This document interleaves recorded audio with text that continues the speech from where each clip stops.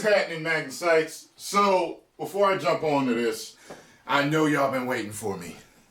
I know you've been waiting for my reaction to the hilarious drinker. Now, before I get into this, think about the sickness that is prevalent in our world today. If you like Black Panther, Wakanda Forever, you're either a shill if you work in media like YouTube or a newspaper or a television show, or you're a woke SJW if you like it. If you don't like it and you're black, you get called all type of racial turncoat terms. And you're racist against your own people. You don't love your own people. You don't love your own women. You're a traitor of sorts. And if you're anything else but black, you're racist. Now, a lot of that you won't see in my comment section because everybody gets blocked that talk shit like that. Everybody. However, if you go to Twitter or anywhere else, you will see it. Just look up Black Panther, you'll see people calling each other names.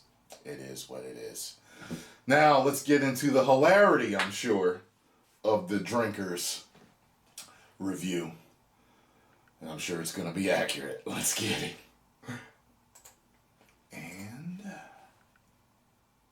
You don't need some asshole like me to tell you that Black Panther was one of the biggest success stories in the entire MCU, helped in no small part by a stellar cast of extremely talented actors, a prime slot at the tail end of the Infinity Saga when the momentum of the franchise was virtually unstoppable. Yeah. I mean, Jesus, if Captain Marvel could make over $1 billion, then I think we can safely conclude that people were willing to watch pretty much anything with the Marvel name slapped on it. Not to mention a powerful socio-political movement that for some reason decided to make this movie its chosen champion, much to Disney's non-dismay. Either way, whatever its objective merits, Black Panther was a smash hit with critics and audiences alike. The question is, what happens when you take away all those vital props and advantages and replace them with nothing at all? Well, you end up with Wakanda Forever, a bloated, preachy, tedious, self-important, clumsily written mess of a film with an uninspiring protagonist, a tenuous plot, ridiculous action sequences, highly questionable morality, and the most boring, forgettable MCU villain since this guy. And apart from a couple of genuinely I didn't think he was forgettable. I actually liked the Namor. He was alright with me.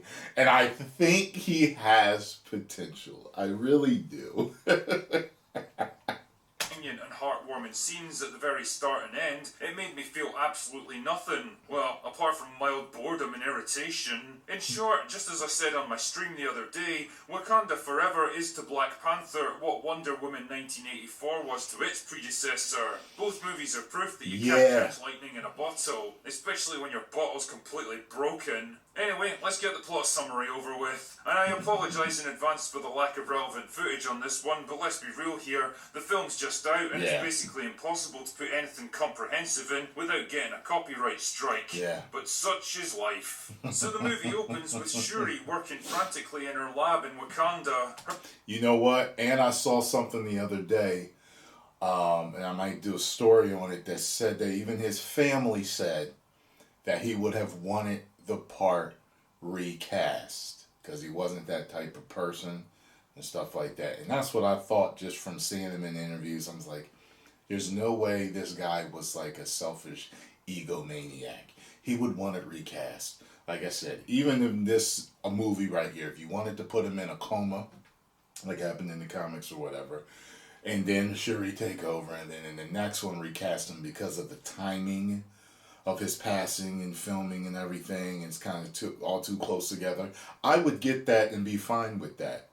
You know what I mean? It's multiverse right now, so they could have brought in another Killmonger. They could have brought it. They could have even, if they wanted to, because of the timing, they could have recast him, and it could have been a guy that was lost in between universes, another T'Challa.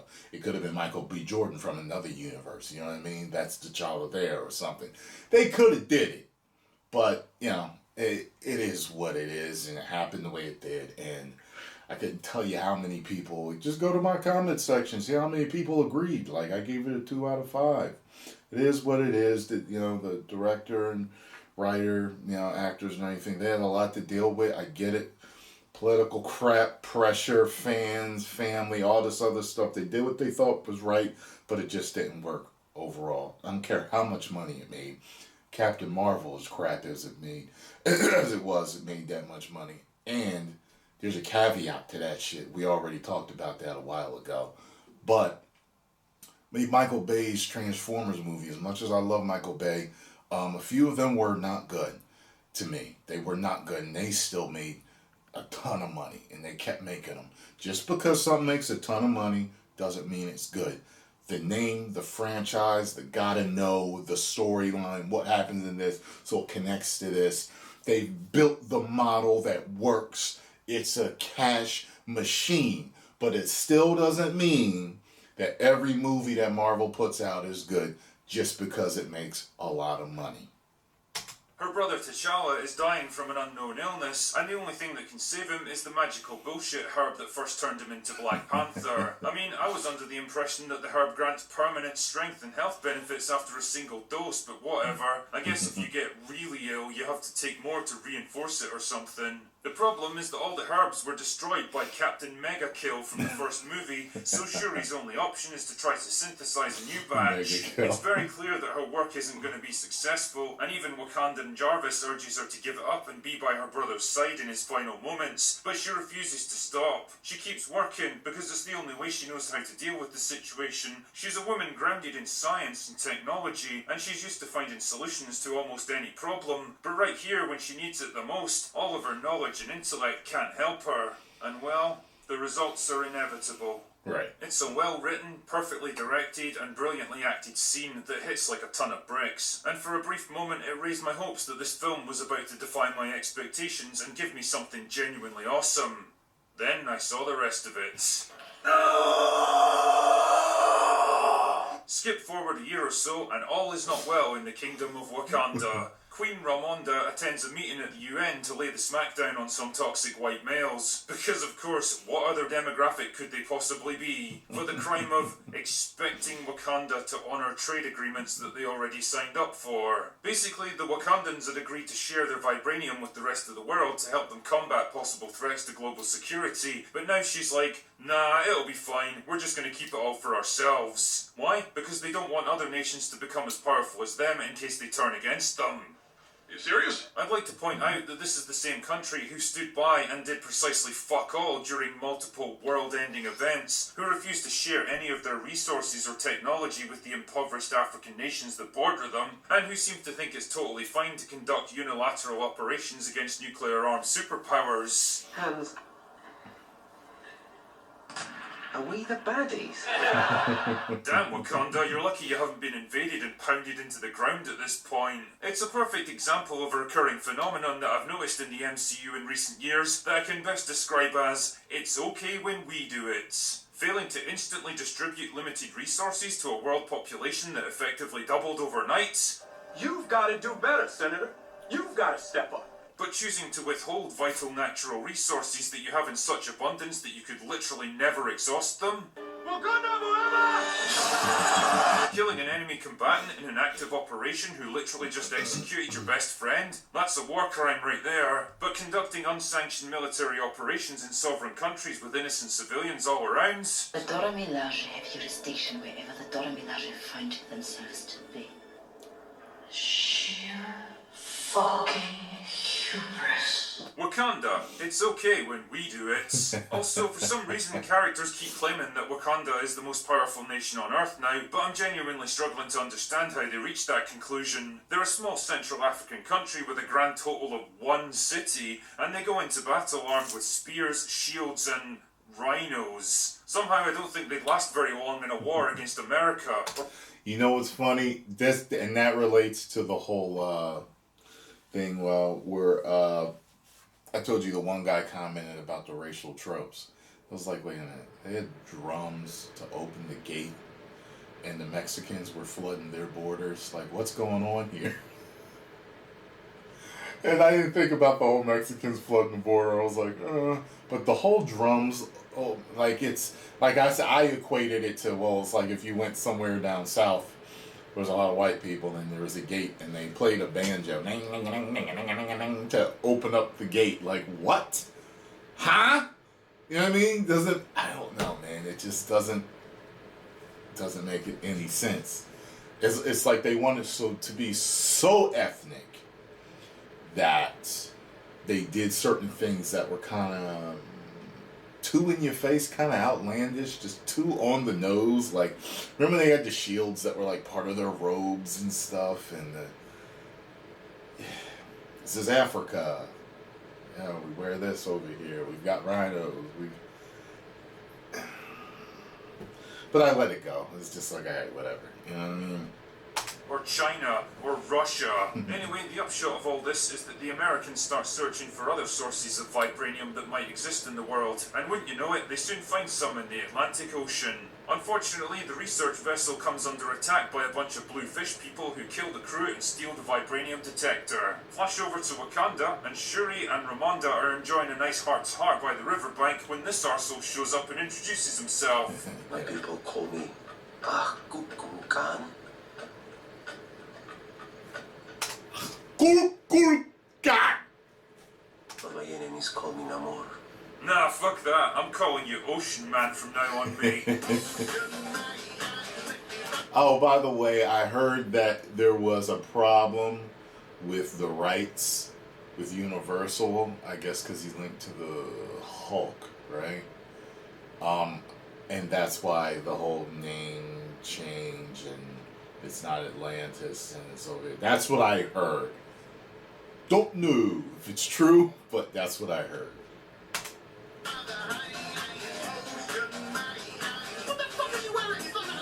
Because the drinker has jurisdiction wherever the drinker finds himself to be.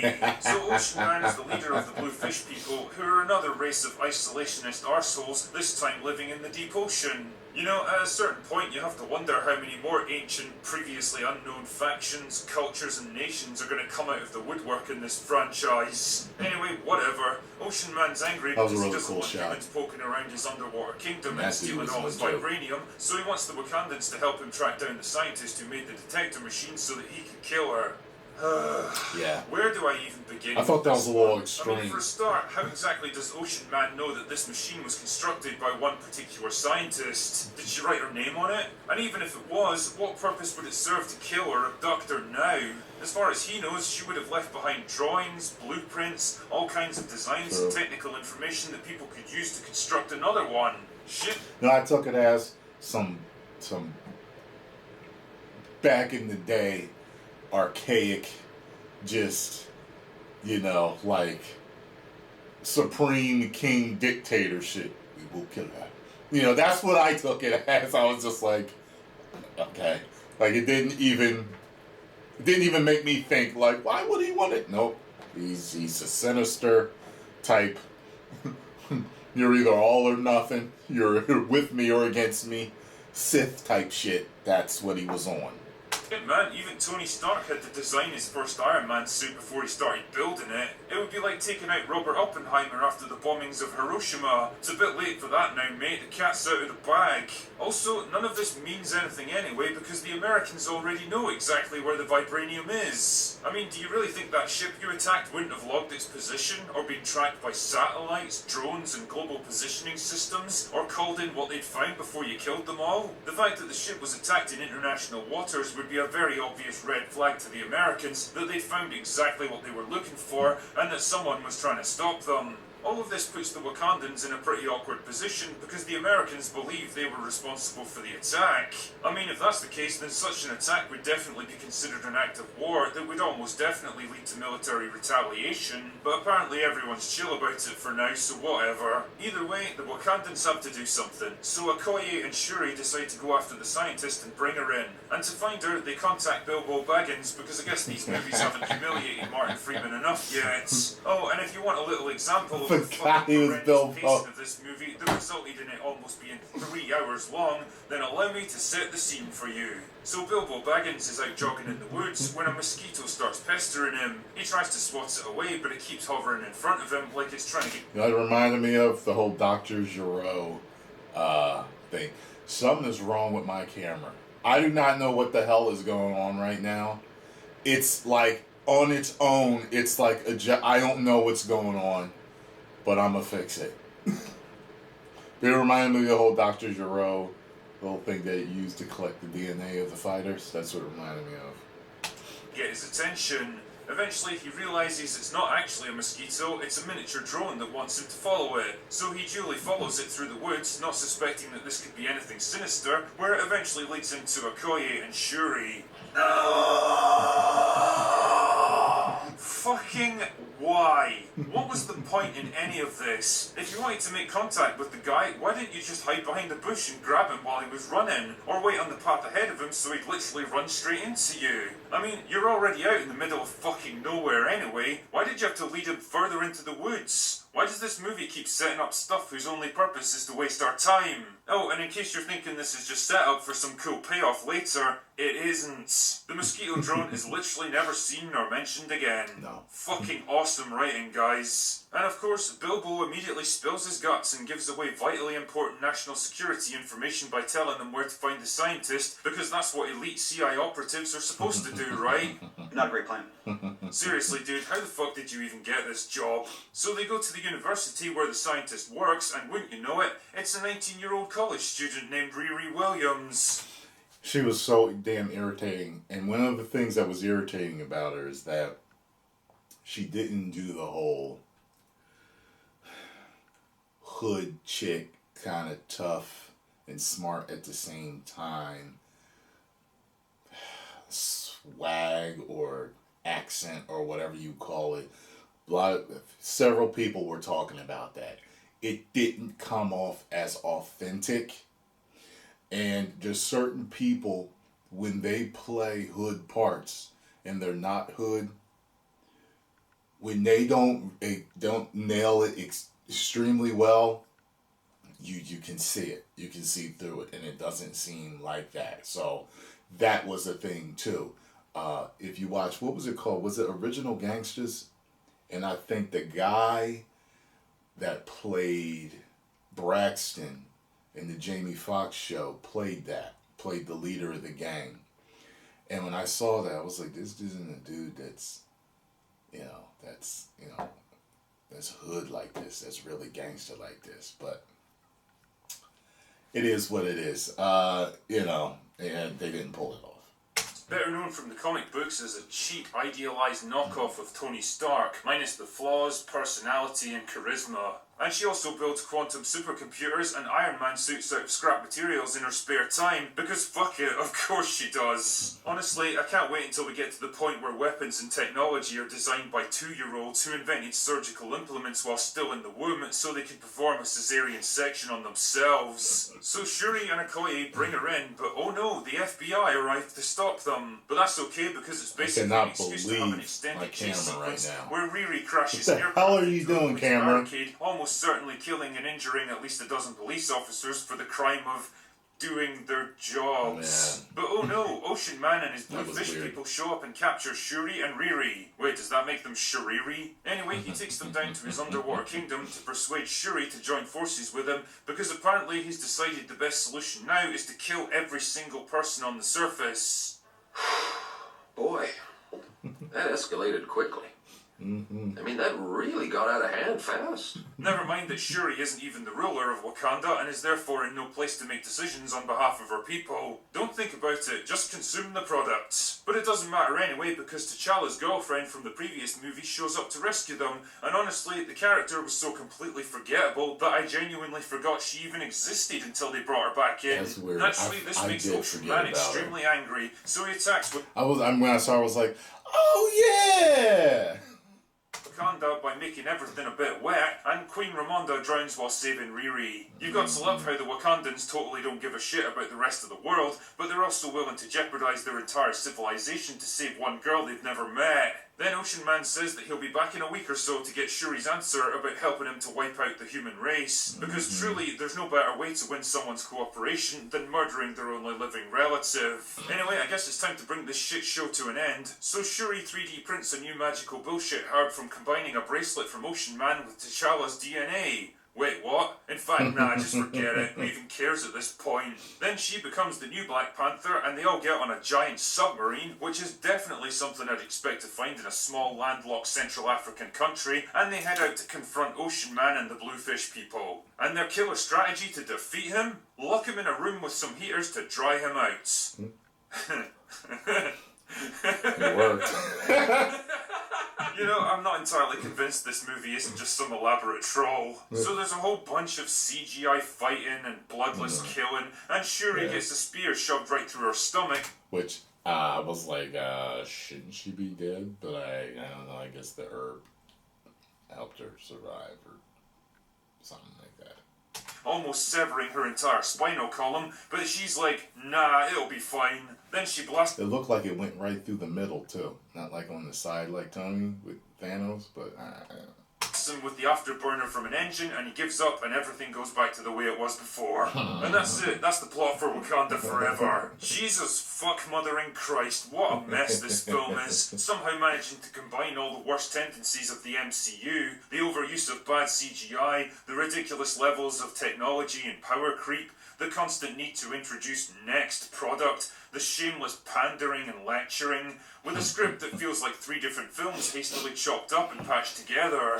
The tragic death of Chadwick Boseman was a huge loss, both to Hollywood in general and to this film in particular, and clearly the script had to be rewritten to accommodate it. But what it really needed was a complete rewrite from top to bottom, and it absolutely didn't get it. What we have here feels rushed and haphazard, like characters were swapped around at the 11th hour without any thought for how it impacts the overall story. People can be having moody contemplations on the nature of loss, death and grief one minute, and then cracking jokes and smiling the next like nothing even happens. It's so weird and jarring, and it doesn't fit with the film's themes of how people cope with personal tragedy, partly because it's the MCU, so we can't go more than a few minutes without some forced goofy humour, and partly because this is all leftovers from a very different version of the script. Like I say, it should have been properly rewritten, but like everything with Marvel, it has to all be done as quickly as possible. We've got to produce new products every couple of weeks, or people will forget that we even existed. Go, go, go, don't think about it, just get it done. Speaking of things that totally don't fit with this film, Ocean Man has got to be one of the worst antagonists in MCU history, and that's fucking saying something, believe me. His backstory is tedious and convoluted, and delivered by a long-winded info dump that actually made me leave the cinema for a couple of minutes to go for a shit. I can't believe it, but it was still going by the time I got back. He's not in the least intimidating or powerful to look at. You don't get a strong sense of what motivates him or what his thought processes are, and generally, he looks completely ridiculous. What was with the whole Hadouken thing they kept doing? I was like, yeah, they had a little Hadouken sign language there.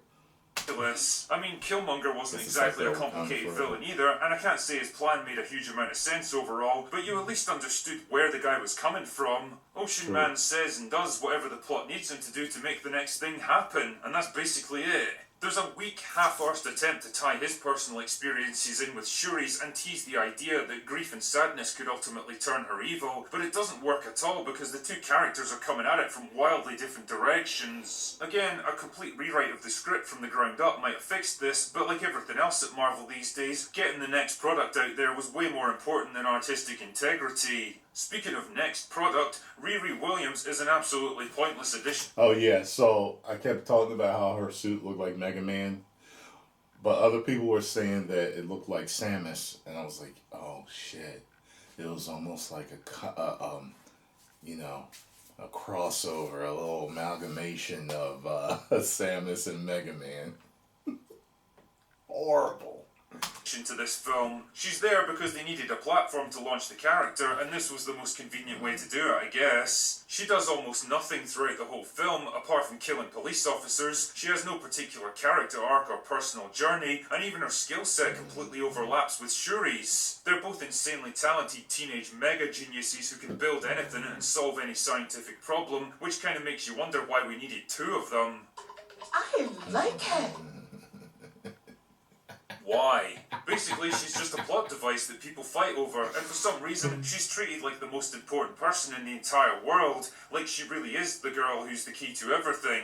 And while I'm talking about Shuri, I might as well get this one out there. She is a bad choice to replace T'Challa. I mean, come on, there was never any doubt that they'd choose a woman to be the next Black Panther, but why her of all people? Okoye would have been a much more logical choice, and even T'Challa's girlfriend might have worked. But Shuri's supposed to be a geeky side character. She's there to be snarky and funny. She doesn't have the depth or personality to take on this kind of role. I mean, don't get me wrong, she's definitely less smug and abrasive than in previous movies, but there's no getting around the fact that she's just not that interesting as a person. The fact that Letitia Wright makes a garden rake look morbidly obese doesn't exactly help when it comes to the fight scenes. She looks frail and awkward, even in the Black Panther costume, and I absolutely couldn't buy into her fight with Ocean Man. I'm also getting a bit fucking tired of Madam Hydra, who keeps cropping up in things just to remind us that she's a character that exists. Julie Dreyfus is a good actress, but she looks completely lost here, like she's got no idea what her character is supposed to be or why. And to be honest, I don't blame her, because I don't fucking know either. Now, if I had to praise something about this movie, I'd say that the acting is generally good, especially from Angela Bassett, who pretty much carries the film on her shoulders. She's really going for it in pretty much every one of her scenes, and she commands attention whenever she's around.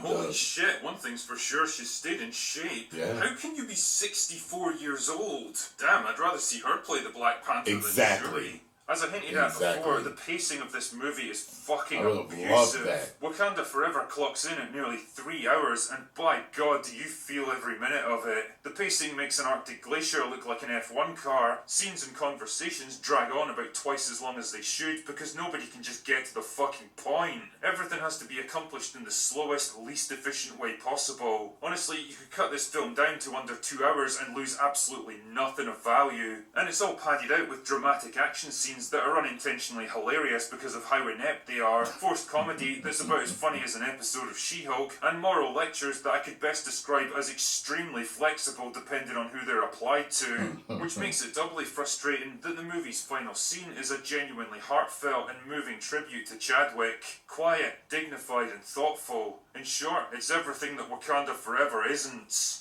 Boseman was a man whose loss was clearly felt by everyone who knew and worked with him, but perhaps most of all by the movie that he should have been part of.